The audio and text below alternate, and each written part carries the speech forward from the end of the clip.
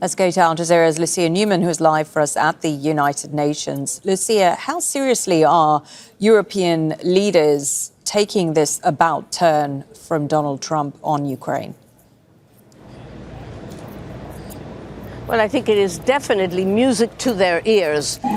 They had been hoping for this, had been trying to convince President Trump that he had to support NATO, he had to support the Ukraine more, and that he had to desist on his insistence that the Ukraine make concessions to Russia. And this has happened. There have been many surprises, to say the very least, during this first day of the General Assembly meeting here.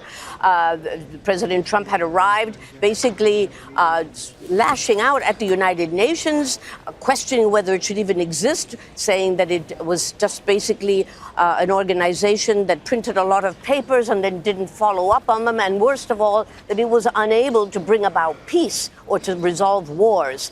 Now he spoke afterwards to the Secretary General of the UN, and he said that he was all on board with the United Nations, that he supported it. He said that it was an organization, or is an organization, that can do a lot of good. And then the surprise declaration about Ukraine. So certainly this is what the European Union has been hoping for. He did say that he would give the European Union, or NATO exactly, all the weapons that it wanted or that it needed, and that it could, quote, do what it wanted with them. He said this, I think, right before he mentioned that NATO should shoot down the Russian planes that make incursions over EU airspace. So very different tune that we're hearing at this hour, and it is certainly something that the EU is, I'm sure, very happy about, except that behind the scenes we know that President Trump is also asking the EU to stop all imports of Russian gas and oil. That might be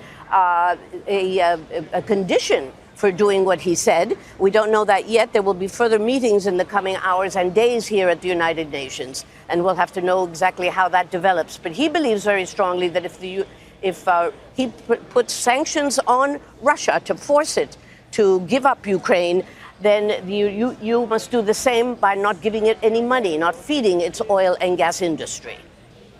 Many thanks for that. Lucia Newman there for us in New York at the United Nations. Don't miss out and get the full picture. Subscribe to Al Jazeera for reliable news and expert insights. Like, share, stay ahead.